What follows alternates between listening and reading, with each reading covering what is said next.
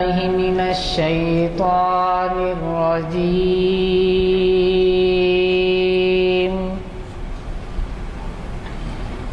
بسم الله الرحمن الرحيم.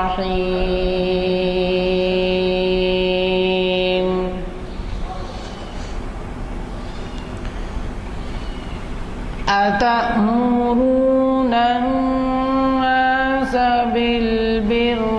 وتنسون أنفسكم وأنتم تتلون الكتاب أفلا تعقلون. حضرات، جیسے کہ آپ واقف ہیں، آج یعنی 13 اپریل 2013 عیسوی کو مطابق 2 جمادی الاخر 1434 ہجری بروز ہفتہ بعد نماز عصر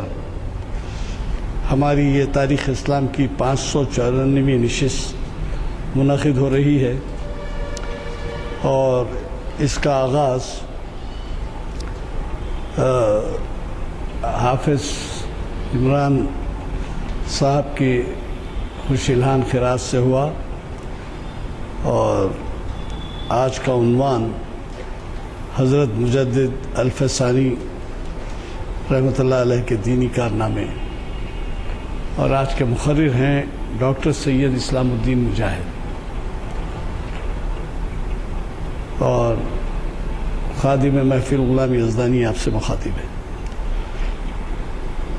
یہ تو آپ اچھی طرح سے جانتے ہیں کہ ڈاکٹر سید اسلام الدین مجاہد ہمارے ہاں شاید 100 سے زائد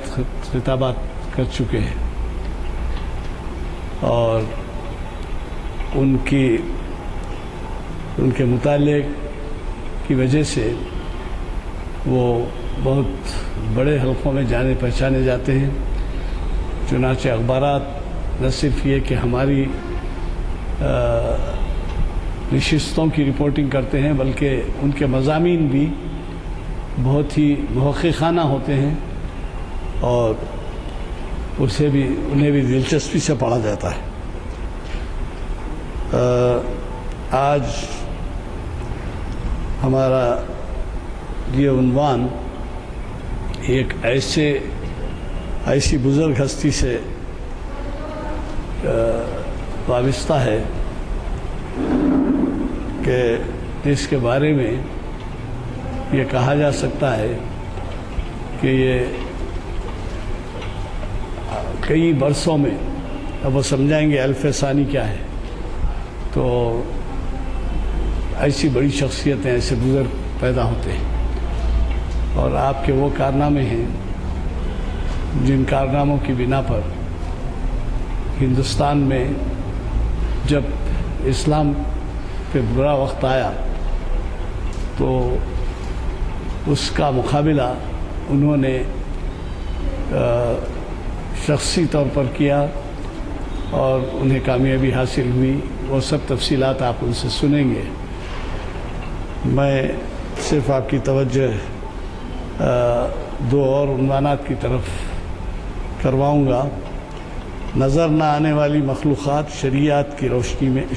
روشنی میں، یہ پہلے ایک خطاب ہو چکا ہے، لیکن اب دوسرا خطاب ہونے والا ہے، اور آپ ان سے بھی واقف ہیں۔ ڈاکٹر محمد متین الدین قادری، جو کافی وسیع مطالعہ ان کا ہے، اور وہ ہمیں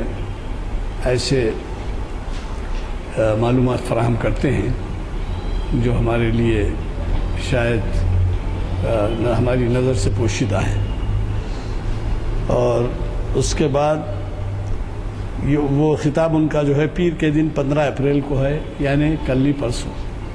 اور بعد نماز عصر اسی مقام پر، اور پھر 17 اپریل چہارشنبے کے دن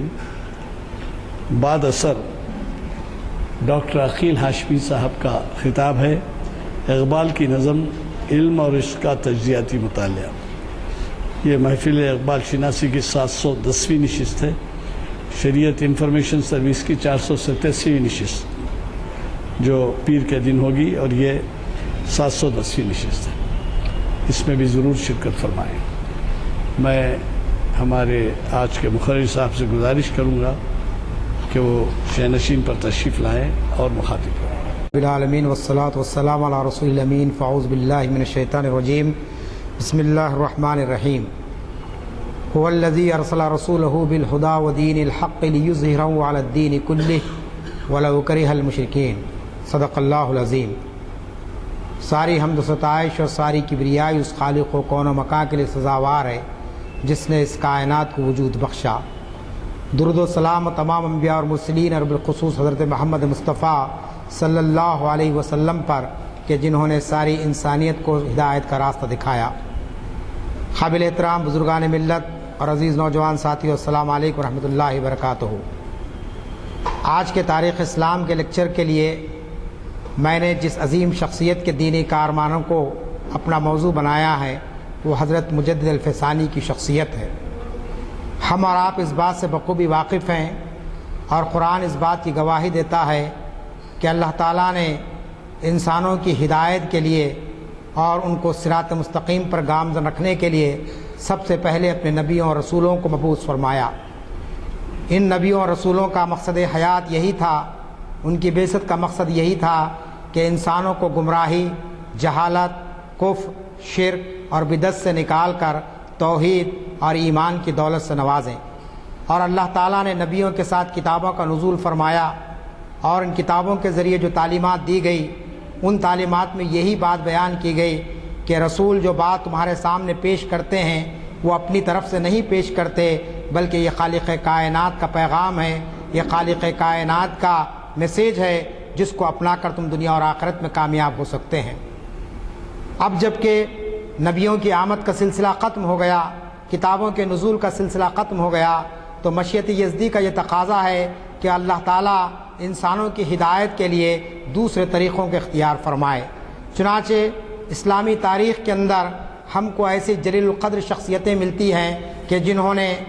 اسلام کی اشاعت کے لیے، احیاء دین کے لیے اور اسلام کو نافذ کرنے کے لیے اپنا سر، یعنی ہر چیز انہوں نے قربان کر دی۔ کیوں؟ اس لیے کہ اللہ تعالیٰ کی مشیت ہے کہ اللہ تعالیٰ کا یہ دین قیامت تک نافذ رہے، اللہ تعالیٰ کے دین سے انسان ہمیشہ مستفید ہوتے رہیں۔ نبیوں کے سلسلے کے ختم ہونے کے بعد، کتابوں کے سلسلے کے ختم ہونے کے بعد یہ ذمہ داری علماء اور ان لوگوں پر ڈالی گئی جو اپنے آپ کو اسلام کے لیے پیش کرتے ہیں۔ خود نبی کریم صلی اللہ علیہ وسلم نے ارشاد فرمایا کہ یہ دین برابر قائم رہے گا اور اس کے لیے اہل ایمان کا طبقہ برابر لڑتا رہے گا یہاں تک کہ قیامت آ جائے گی۔ اس سے آپ اندازہ کر سکتے ہیں کہ تاریخ کے ہر دور کے اندر اللہ تعالیٰ ایسے مجددین کو اور ایسے مصلحین کا نزول فرماتا ہے جو انسانوں کو پھر ایک مرتبہ دین سے وابستہ کرنے کے لیے جدوجہد کرتے ہیں، کوشش کرتے ہیں۔ چنانچہ دنیا کے ہر خطے کے اندر اللہ تعالیٰ نے اپنے نیک بندوں کو پیدا فرمایا، ولیوں کو پیدا فرمایا، بزرگان دین کو پیدا فرمایا، اور اس کے ذریعے سے یہ دین کا کام چلتا رہا اور قیامت تک یہ سلسلہ چلتا رہے گا۔ گزشتہ محفل میں نے عالم اسلام کی اس برگزیدہ شخصیت کے کارناموں کو آپ کے سامنے پیش کیا جسے حضرت شیخ عبد القادر گیلانی کے نام سے دنیا جانتی ہے، کہ وہ جس دور میں آئے اور جس دور میں انہوں نے اپنے اسلام کے پیغام کو دنیا کے سامنے پیش کیا، اس وقت کے صورتحال کیا تھی، عالم اسلام کی حالت کیا تھی، عام مسلمانوں کی حالت کیا تھی، اس کے تعلق سے میں نے چند باتیں آپ کے سامنے رکھی۔ آج میں نے جو عنوان منتخب کیا وہ ہمارے اپنے ملک سے متعلق ہے، ہمارے اپنے وطن اور ہماری اپنی سرزمین سے متعلق ہے، جہاں سے ایک ایسی عظیم المرتبت ہستی کا اللہ تعالیٰ نے یعنی ظہور فرمایا کہ حضرت مولانا ابو الحسن ندوی لکھتے ہیں کہ اگر اللہ تعالیٰ بر صغیر ہند و پاک میں دو شخصیتوں کو پیدا نہ فرماتا تو بظاہر اسلام فنا ہو جاتا یا اسلامی تعلیمات کے اندر بہت ساری غلط چیزیں رائج ہو جاتی۔ ایک شخصیت انہوں نے کہا کہ وہ حضرت مجدد الفسانی کی شخصیت ہے، اور دوسری شخصیت جو ہے وہ شیخ الاسلام شاہ ولی اللہ دہلوی کی ہے۔ یہ دو وہ عظیم الشان شخصیتیں ہیں کہ جنہوں نے اسلام کے احیاء کا بیڑا اٹھایا، انہوں نے ایسے دور میں مسلمانوں کو اسلام سے شعوری طور پر وابستہ کرنے کی کوشش کی جبکہ مسلمان کلمہ تو پڑھتے تھے، نماز تو پڑھتے تھے، لیکن دین کے اصل تقاضوں سے وہ بالکل ناواقف ہو چکے تھے۔ وقت کے حکمران ان کو ایک ایسے غلط راستے پر ڈال چکے تھے، ایک ایسے طریقے سے یعنی طریقہ مسلمانوں نے اختیار کر لیا تھا کہ جس کے بعد اسلام کی روح پوری طریقے سے ختم ہو چکی تھی۔ چنانچہ حضرت شیخ احمد سرہندی کو خراج عقیدت پیش کرتے ہوئے شاعر مشرق علامہ اقبال فرماتے ہیں، وہ ہند میں سرمائے ملت کا نگہبان، اللہ نے بروقت کیا جس کو خبردار، گردن نہ جھکی جس کی جہانگیر کے آگے، جس کے نفس گرم سے ہے گرمی احرار۔ آپ اندازہ کیجئے کہ اقبال کے یہ الفاظ حضرت مجد الفسانی کے تعلق سے یہ کہتے ہیں کہ گردن نہ جھکی جس کی جہانگیر کے آگے، اور جس اللہ کے بندے نے بروقت انسانوں کو خبردار کیا۔ اسی بات کو مولانا علی میاں نے پیش کیا کہ یہ اگر اس دور میں نہ اٹھتے اور یہ اس دور کے اندر گوشہ نشینی اختیار کر لیتے تو لازمی چیز ہے کہ آج اسلام کی جو حیت ہمارے سامنے نظر آتی ہے، اسلام کی جو شکل ہم کو نظر آتی ہے، اس کے اندر بہت کچھ بگاڑ آپ محسوس کرتے ہیں۔ تو یہ چند باتیں میں آپ کے سامنے اس لیے رکھنا چاہتا ہوں کہ دنیا میں کروڑوں انسان پیدا ہوتے ہیں، ہر منٹ میں دنیا میں اللہ تعالیٰ اپنے مرضی کے مطابق دنیا کے مختلف انسان یعنی آبادیوں کے اندر انسانوں کو پیدا فرماتا ہے۔ دنیا سے انسان لاکھوں کی تعداد میں گزر جاتے ہیں، لیکن بہت کم شخصیتیں ایسی ہوتی ہے، بہت کم ہستیاں ایسی ہوتی ہے کہ جن کو اللہ تعالیٰ وجود اس لیے بخشتا ہے کہ زمانے کی اس کو ضرورت ہوتی ہے، اس کے ذریعے سے اللہ تعالیٰ ہدایت کا سامان فرماتا ہے لوگوں کے لیے۔ چنانچہ مسلمانوں کے اندر جو بڑی بڑی برگزیدہ شخصیتیں گزری ہیں، چاہے وہ مذہب کے معاملے میں ہو، چاہے وہ اصلاح و تبلیغ کے معاملے میں ہو، چاہے وہ احیاء دین کے معاملے میں ہو، ہم دیکھتے ہیں کہ ہر 100 سال میں اللہ تعالیٰ نے ایک مجدد کو پیدا فرمایا، اور اس مجدد نے اپنے دینی کارناموں کے ذریعے امت مسلمہ کے اندر دین کا ایسا شعور پیدا کر دیا کہ پھر مسلمان کبھی بھٹک نہیں سکے ہیں۔ چنانچہ ہم دیکھتے ہیں کہ حضرت شیخ احمد سرہندی رحمۃ اللہ علیہ کا سب سے جو بڑا کارنامہ کیا ہے؟ سب سے بڑا کارنامہ آپ کا یہ تھا کہ آپ نے وقت کے اس باطل نظام کو للکارا، اس باطل حکمران کی تعلیمات کو آپ نے باطل قرار دیا، جس حکمران نے پورے بر صغیر ہند و پاک کے اندر اپنے غلط مذہب کو رائج کرنے کے لیے عام لوگوں کو نہیں، عام مسلمانوں کو نہیں، بلکہ اس دور کے علماء کو بھی اس نے خرید لیا تھا۔ اکبر، آپ جانتے ہیں مغلیہ سلطنت کا بادشاہ اکبر، ہمایوں کا جو بیٹا تھا، کہ اس نے آپ جانتے کہ نئی دین کی بنیاد ڈال دی تھی جس کا نام دین الہی اس نے رکھا تھا۔ اس دین الہی میں سب سے بڑا جو فساد پہلے یعنی ایک جملے میں ہم کو معلوم ہو جاتا ہے کہ دین الہی کے اس علمبردار نے اور اس دین کے ماننے والوں نے اس کلمہ طیبہ ہی کو بدل دیا جو ایمان کی پہلی بنیاد ہے، جو ایک مسلمان اور کافر میں جو فرق کرتی ہے، یعنی مسلمانوں کا جو کلمہ ہے، توحید کا جو کلمہ ہے، وہ ہے لا الہ الا اللہ محمد رسول اللہ۔ اور اکبر نے اس کلمے کو کس طریقے سے بدل دیا تھا کہ لا الہ الا اللہ اکبر خلیفۃ اللہ، یہ کلمہ رائج کر دیا گیا تھا۔ ایسی بات نہیں تھی کہ دین کے اندر کوئی چھوٹی موٹی تبدیلی لا دی گئی تھی، ایسی بات نہیں تھی کہ نماز پڑھنے والے نماز پڑھ لیں اور سیاست کرنے والے سیاست کر لیں، تجارت کرنے والے تجارت کر لیں، ایسی بات نہیں تھی، بلکہ اصل جو توحید کی جو بنیاد ہے، اس توحید کی بنیاد ہی کو اس طریقے سے یعنی کھوکھلا کر دیا گیا تھا کہ کلمے ہی کو بدل دیا گیا تھا۔ لا الہ الا اللہ محمد رسول اللہ کے بجائے لا الہ الا اللہ یعنی اکبر خلیفۃ اللہ۔ اس سے آپ اندازہ لگا سکتے ہیں کہ اکبر اور اکبر کے ہمنوا کیا چاہتے تھے۔ وہ یہ چاہتے تھے کہ اپنی اس باطل نظام کو اور اس باطل دین کو لوگوں کو اس طریقے سے ان کے قریب کر دیا جائے کہ وہ لوگ اس کو قبول کر لیں، اور اس کے پیچھے مقصد کیا تھا؟ مقصد یہی تھا کہ دنیا کے اقتدار کو مضبوط کر لیا جائے، کوئی جو ہے نا بغاوت نہ اٹھے، کوئی جو ہے یہ نہ کہہ سکے کہ اکبر ایک مسلمان بادشاہ ہے، ایک جو ہے سو توحید پرست بادشاہ ہے، وہ جو ہے سو یہاں پہ قرآن کو نافذ کر رہا ہے، یہاں پر اپنے رسول کی باتوں کو عام کر رہا ہے۔ اسی لیے اقبال اکبر نے یہ سازش کی، اور اس سازش کے اندر ہم دیکھتے ہیں اس دور میں ایسے علماء تھے جو قرآن کی تعلیم بھی جانتے تھے، جو رسول کریم صلی اللہ علیہ وسلم کی احادیث کو بھی پڑھتے تھے، جو فقہ کے علم سے بھی مزین تھے، لیکن ان کا کردار علماء سو کا کردار تھا۔ آپ جانتے ہیں کہ علماء کی دو قسمیں بیان کی جاتی ہے، ایک ہوتے علماء حق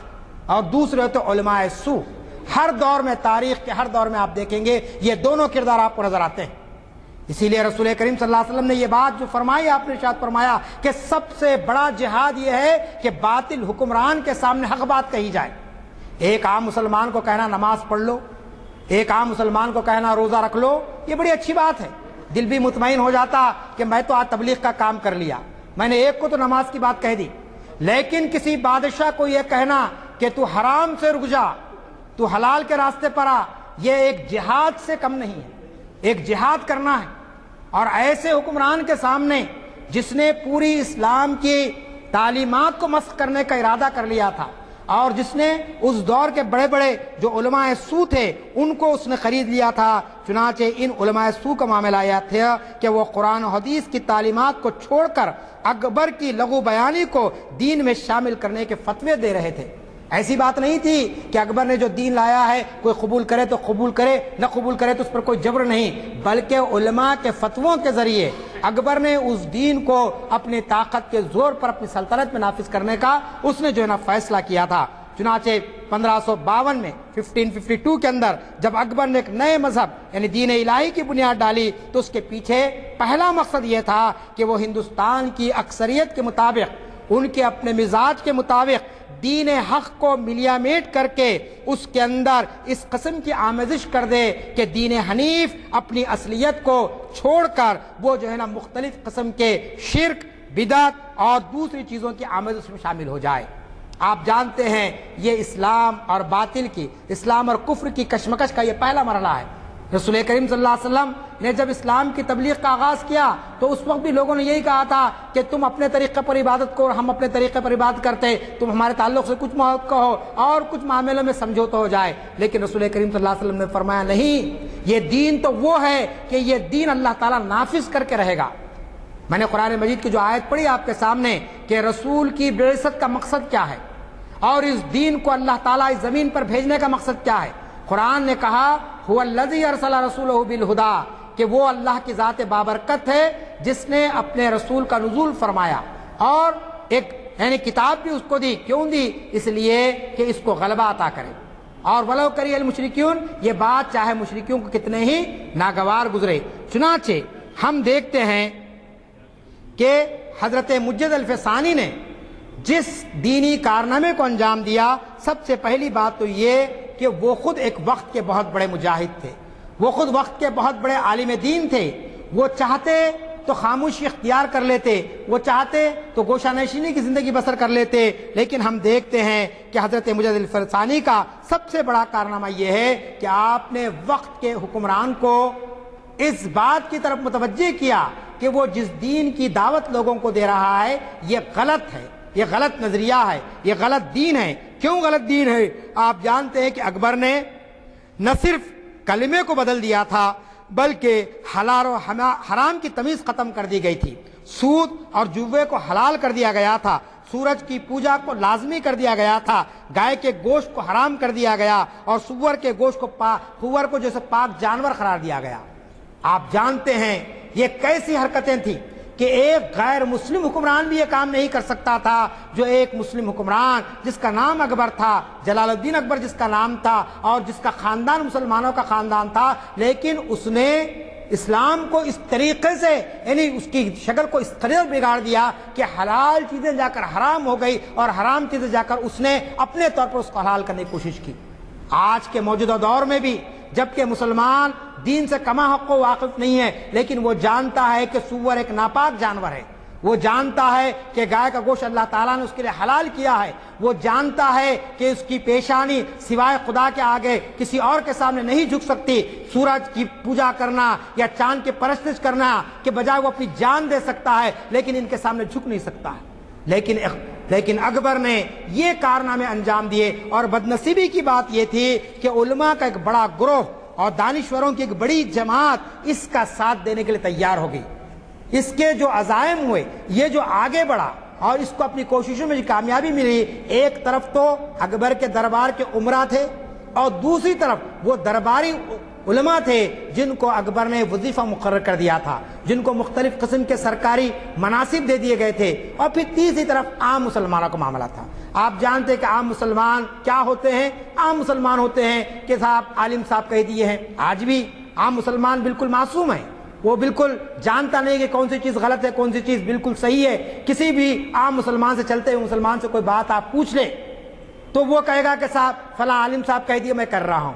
فلاں مرشد کہہ دیا میں کہہ رہا ہوں، فلاں عامل کہہ دیا میں کر رہا ہوں۔ تو اس طریقے سے ہر دور میں ہوتا رہا ایسا۔ آج بھی آپ دیکھیں میلاد النبی کے وقت موقع پر خاص طور ربیع الاول کے اندر ہماری امت کے اندر جو بہت سی بدعتیں رائج ہو گئی ہے، بہت سے لوگ نوجوانوں کو مورد الزام ٹھہراتے ہیں، لیکن میرا تجربہ یہ ہے کسی بھی نوجوان سے جا کے آپ پوچھئے میاں یہ تم جلوس نکال رہے، یہ مکہ اور مدینے کی فوٹو بنا لیے اور عورتیں آ کے اس کو چوم رہے ہیں، آخر یہ کیا تم کر رہے ہیں؟ تو وہ سیدھا سادہ جواب دیتا ہے کہ صاحب شہر میں کیا عالم نہیں ہے؟ وہ عالم آگے کیوں مخالفت نہیں کر رہے؟ کوئی مفتی صاحب آگے کیوں نہیں کہہ رہی ہے غلط کام کر رہے بلکہ آپ کیوں کہہ رہے یہ بات؟ یعنی اس کے دماغ میں یہ بات بیٹھے ہوئی ہے کہ کوئی عالم اور کوئی مفتی مجھے اس کام سے نہیں روک رہا ہے، لہٰذا یہ کام اسلام کے مطابق ہے۔ وہ کوئی غلط نیت سے نہیں کر رہا، لیکن اسے کوئی سمجھانے والا نہیں ہے، اور اس کا یہ سوال اپنی جگہ اہمیت رکھتا ہے کہ کیا شہر میں کوئی عالم نہیں ہے، کوئی جو ہے تو صحیح سمجھ رکھنے والا نہیں ہے، کوئی یہ نہیں بتانے کیوں تیار نہیں ہو رہا کہ صاحب یہ جو کاغذ کے ہم اپنے ہاتھ سے نقشے بنائے ہیں اور اس کی نمائش لگا دیے ہیں پورے یاقوت پورا بازار میں، اور ہر عام و خاص آ رہا ہے اس کو، کچھ لوگ دیکھ کے جا رہے ہیں اور کچھ لوگ اس کو بوسہ لے رہے ہیں، اور ٹی وی پہ بتایا بھی جا رہا ہے، لیکن اس پہ ریئیکشن آپ دیکھتے ہیں کہ رد عمل جس انداز کا ہونا نہیں ہو رہا ہے، بلکہ بعض لوگ معصوم لوگ جواب دیتے ہیں کہ چلو بھائی یہ بھی ایک طریقہ ہے مسلمانوں کو قریب کرنے کا، چلو اس کے ذریعے تو کم از کم مسلمان اسلام کی طرف آ رہے ہیں۔ حالانکہ وہ اسلام کی طرف نہیں آ رہے، وہ جو ہے نا غلط راستے کی طرف جا رہے۔ آج تصویر کو رکھ کر وہ جو ہے سو بڑی عقیدت کی نگاہ سے دیکھ رہے ہیں اور اس کو چوم رہے ہیں، کل لے آ کر اس کو اپنے نفع اور ضرر کی بھی چیز سمجھ سکتے ہیں، اس کے ذریعے سے وہ اور کوئی کام کر سکتے ہیں۔ تو اس طریقے سے جب بگاڑ آتا ہے، جب برائی آتی ہے، تو اس برائی کو، اس بگاڑ کو فوری روکنا چاہیے، اور اس کو روکنے کے لیے قرآن اور حدیث میں دیکھنا چاہیے کہ کیا یہ چیز روکے جانے کے قابل ہے یا یہ چیز جاری رہنے کے لیے۔ اگر روکنے کی ہے تو فوری اس کو روک دینا چاہیے، چاہے وہ چیز عام مسلمانوں کی طرف سے آئے ہو یا کسی اور طرف سے آئے۔ چنانچہ اکبر کے دور میں ہم دیکھتے ہیں کہ بہت سے علماء سو نے یہ بھی کہا تھا کہ یہ بادشاہ وقت کا معاملہ ہے، اور بادشاہ وقت اپنی سلطنت کو مضبوط کرنے کے لیے اگر وہ کچھ چیزوں کو جائز قرار دیتا ہے اور کچھ چیزوں کو ناجائز قرار دیتا ہے تو اس میں ہم کو مسلم بادشاہ سے جہاد کرنے کی ضرورت نہیں ہے۔ یہ فتویٰ تک بھی انہوں نے دے دیا کہ اس سے لڑنے کی ضرورت نہیں ہے، کیونکہ مسلمان حکمران ہے اور اکثریت غیر مسلموں کی ہے، لہٰذا مملکت کے استحکام کے لیے، سلطنت کی مضبوطی کے لیے بادشاہ وقت کو اجازت ہے کہ وہ ایسا کام کر سکتا ہے۔ لیکن حضرت مجدد الف ثانی نے ان ساری تعویلات کو رد کر دیا، کہا کہ یہ تمہارے اپنا دل کا یعنی دماغ کا فطور ہے، یہ دھوکہ جو شیطان تم کو دے رہا ہے، جس کی بنیاد پر تم ایک بڑے بادشاہ کے خلاف میں کھڑے رہنے کی تم میں جرت نہیں ہے، تم میں ہمت نہیں ہے کہ تم اس چیز کو غلط قرار دے سکو۔ چنانچہ ایسے حالات میں جبکہ آپ دیکھتے ہیں کہ ہر طرف سے اسلام کو بگاڑنے اور مسلمانوں کو گمراہ کرنے کی کوشش کی جا رہی تھی، حضرت نے احیاء دین کے فریضے کو انجام دینے کا تہیہ کر لیا۔ مجدد ان کا خطاب ہے، یاد رکھ لیجئے، اصل نام ان کا حضرت شیخ احمد ہے،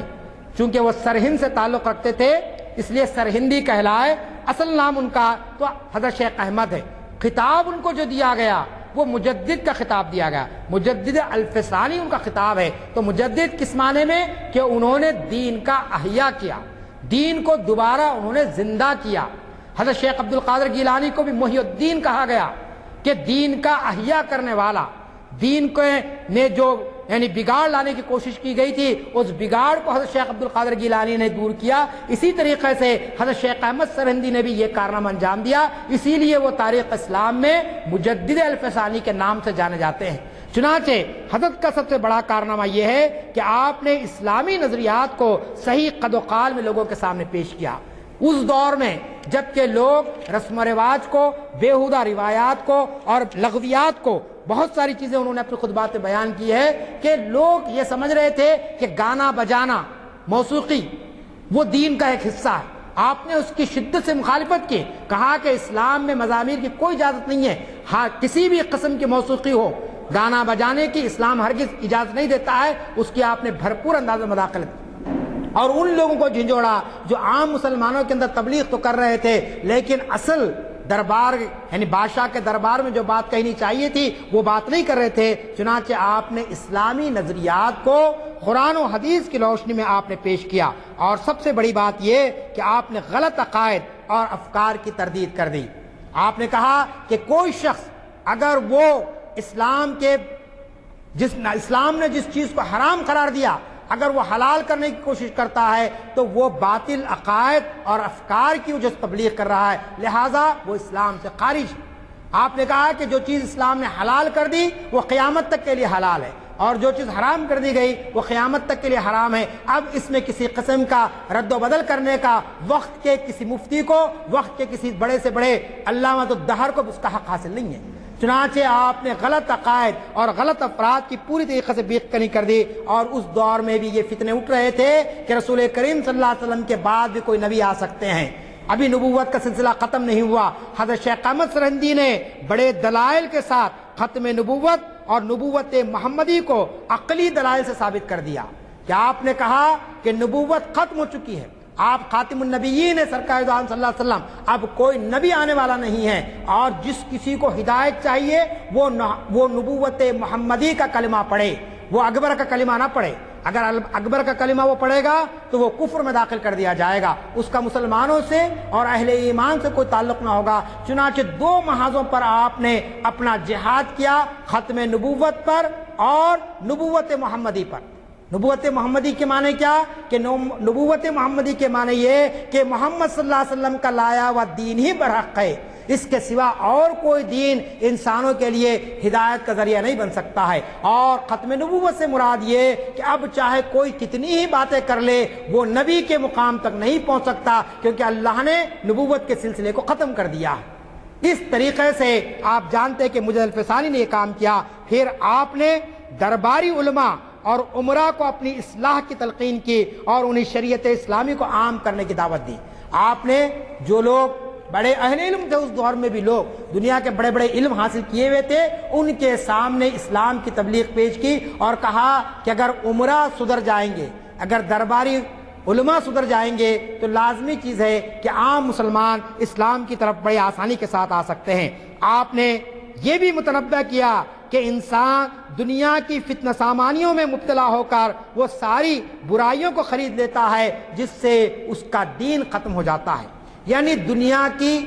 بے ثباتی کو آپ نے پیش کیا۔ آپ جانتے ہیں کہ انسان کے پاس جب دولت زیادہ آ جاتی ہے، اقتدار آ جاتا ہے اور دنیا کی بہت ساری آسائشیں اسے مل جاتی ہے تو دنیا اس کے لیے بڑی مرغوب ہو جاتی ہے، دنیا بڑی اس کے لیے پسندیدہ ہو جاتی ہے۔ ہم دیکھتے ہیں عام طور پر ایک عام آدمی میں اور ایک ایسے انسان میں جس کے پاس دنیا کی بہت ساری سہولتیں ہیں، بڑا فرق ہم زندگی میں محسوس کرتے ہیں۔ اگر کوئی شخص غریب ہے تو کہے گا کہ صاحب ٹھیک ہے موت آ جائے گی دنیا سے چلے جاؤں گا میں، لیکن دولت مند انسان رہے گا تو کہے گا کہ میں مر جاؤں گا تو یہ دولت کا کیا ہوگا، یہ میرے اقتدار کا کیا ہوگا۔ چنانچہ حضرت مجد الفسانی نے عام لوگوں کو یہ بتایا کہ دنیا ایک معمولی چیز ہے، اور اس دنیا کو خریدنے کے لیے خدا نخواستہ اگر تم اپنے دین سے پھر جا رہے ہیں اور بادشاہ وقت کے احکام کو تم مان رہے تو یہ بہت ہی گھاٹے کا سودا ہے، اس کے ذریعے سے تمہارا نقصان ہوگا۔ چنانچہ آپ کی تعلیمات کا یہ نتیجہ نکلا کہ سب سے پہلے مسلمانوں نے اپنے آپ کو منکرات سے بچایا۔ آپ یاد رکھ لیجئے کہ حضرت مجد الفسانی ہو یا دیگر افراد ہوں جو بڑی بڑی شخصیتیں گزری ہے، انہوں نے جو کچھ بھی جدوجہد کی اللہ تعالیٰ نے نتائج ان کے سامنے لا کر رکھ دیے۔ ایسا نہیں ہے کہ اللہ تعالیٰ نے ان کو مایوس کیا۔ چنانچہ مسلمانوں کا ایک بڑا طبقہ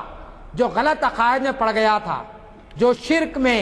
اور مختلف قسم کی لغویات میں پڑ گیا تھا، حضرت کے کوششوں کا نتیجہ یہ نکلا کہ عام مسلمان معروفات کی طرف آنے لگے، یعنی اچھے کاموں کی طرف پھر پلٹے لوگ، اور پھر منکرات سے رکے، برائیوں سے رکنے لگے۔ اور پھر سب سے بڑا جو آپ دیکھتے ہیں وہ یہ ہے کہ جس دین کو یعنی جو غلط دین تھا، جو باطل نظریات تھے اور جس کو جبرن نافذ کرنے کی کوشش کی گئی تھی، آپ دیکھتے ہیں آپ کی کوششوں کی وجہ سے، آپ کی جدوجہد کے نتیجے میں خود اکبر کی زندگی میں دین الہی ختم ہو گیا۔ یعنی جو دین کو پوری دنیا میں نافذ کرنے کی کوشش کی جا رہی تھی، جس غلط باتوں کو پھیلایا جا رہا تھا، آپ دیکھتے ہیں کہ خود وہ دین اس کی آنکھوں کے سامنے ختم ہو گیا، اور بہت سارے لوگ جو دین الہی کو قبول کر چکے تھے انہوں نے توبہ کی، اللہ تعالیٰ کے سامنے یعنی گڑ گڑایا اور کہا کہ ہم غلط راستے پر چلے گئے تھے، اور مجد الفسانی کی تعلیمات کے نتیجے پھر ایک مرتبہ وہ جیسے اسلام کی آغوش میں آ گئے۔ یہ کتنا بڑا کارنامہ ہے کہ ایک بڑی آبادی کو، بہت بڑے مجمع کو جو جیسے غلط راستے پر چلا گیا تھا، جو گمراہی کا راستہ اختیار کر چکا تھا، اس کو جو ہے سو آپ نے قبول یعنی پھر ایک مرتبہ اس طریقے سے لایا۔ چنانچہ تاریخ اس بات کی گواہی دیتی ہے کہ اکبر کا بیٹا جہانگیر جو شراب کا متوالا تھا، آپ جانتے ہیں کہ اکبر اکثر وہ اپنے دربار میں ہی رہتا تھا اور پورے امور سلطنت اس کی بیوی چلاتی تھی نور جہاں، لیکن خود جہانگیر پر حضرت مجد الفسانی کی تعلیمات کا اتنا اثر ہوا کہ اس نے شراب پینے سے توبہ کی اور وہ خود دین کی اشاعت میں حصہ لینے لگا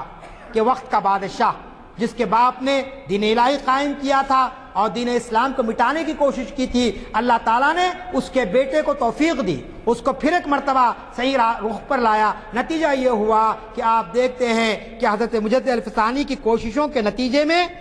شریعت اسلامی کا پھر ایک ایسا غلغلہ شروع ہوا کہ عمرائے دربار بھی دیندار ہو گئے، اور پھر مغلیہ سلطنت کے نظام کو اسلامی شریعت میں ڈھالنے کی کوشش شروع ہوئی۔ چنانچہ آپ دیکھتے ہیں حضرت اورنگزیب عالمگیر کے دور کے اندر کس طریقے سے انہوں نے شریعت اسلامی کو نافذ کرنے کی کوشش کی، کس طریقے سے اسلامی نظام کو قائم کرنے کی کوشش کی۔ آپ جانتے ہیں کہ اورنگزیب کا تعلق بھی مغلیہ سلطنت سے ہے،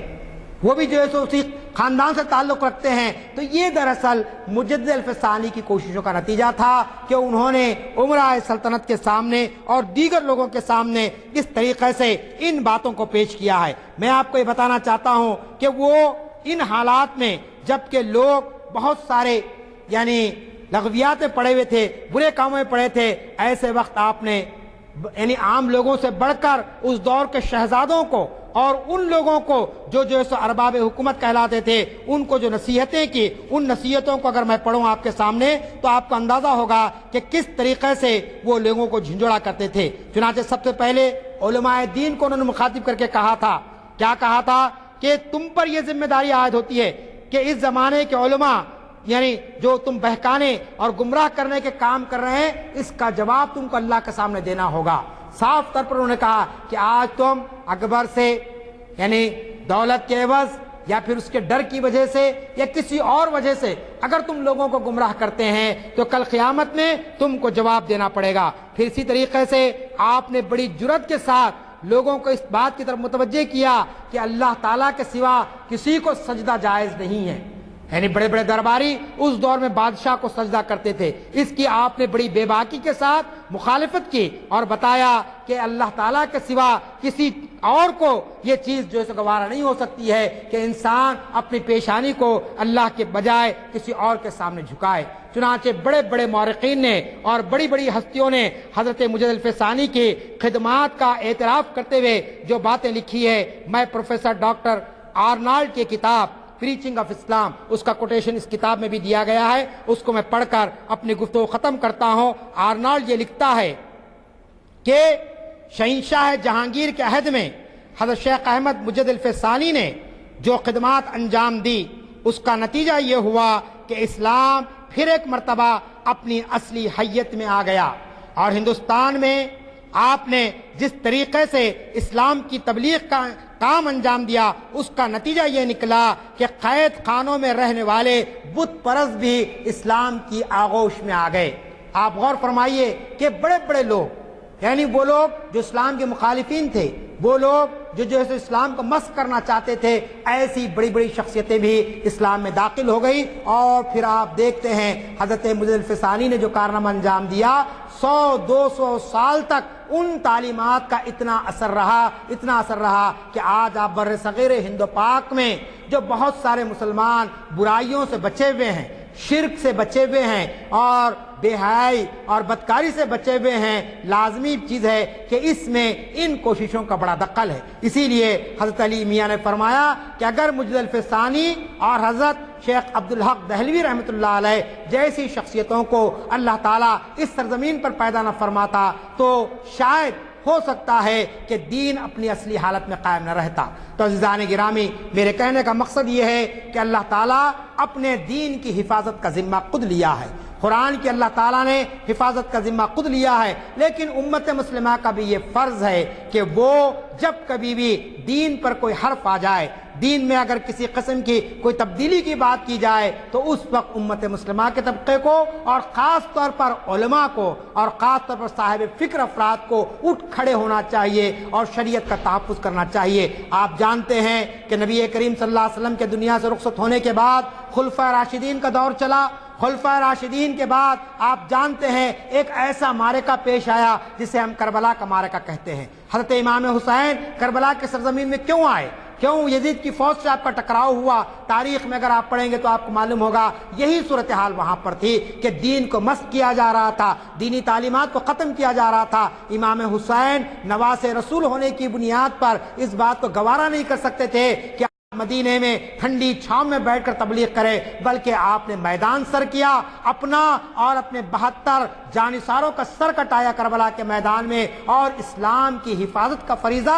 آپ نے انجام دیا۔ چنانچہ کربلا میں جو واقعات ہوئے اور دیگر مقامات پر جو واقعات ہوئے، اسی کا تسلسل چلتا ہوا حضرت مجدد الفسانی تک آیا، اور پھر اس کے بعد آپ دیکھتے ہیں کہ دیگر صوفیاء کرام نے، بزرگان دین نے اسلام کی خدمت انجام دی۔ آج ہماری ذمہ داری ہے کہ ہم بھی اس مقام تک تو نہیں پہنچ سکتے ہیں، وہ جد و جہد تو ہم نہیں کر سکتے ہیں، لیکن کم از کم اللہ تعالیٰ نے جو کچھ صلاحیت ہم کو دی ہے، جو کچھ ہم کو طاقت دی ہے، اس صلاحیت کو، اس طاقت کو استعمال کرتے ہوئے دین کے تحفظ کا کام کرے، دین کی اشاعت کا کام کرے، دین کی ترویج کا کام کرے، اور جہاں جہاں دین کے نام پر دین کو مسخ کر دیا جا رہا ہے وہاں پر ہم اس کی مخالفت کریں۔ اللہ تعالیٰ سے دعا ہے اللہ تعالیٰ مجھے اور آپ کو دین کی صحیح تعلیمات پر عمل کرنے کی توفیق عطا فرمائے، اسلام کا صحیح شعور عطا فرمائے، نبی کریم صلی اللہ علیہ وسلم کے اسوہ حسنہ کو اپنانے، خلفائے راشدین کی زندگیوں کو اپنی زندگی میں جاری و ساری کرنے، اور صحابہ کرام اور مجدد دین کی تعلیمات سے اپنے آپ کو واقف کرانے کا اللہ تعالیٰ موقع عنایت فرمائے۔ رب اغفر ورحم وانت خیر الراحمین، وآخر دعوانا ان الحمد للہ رب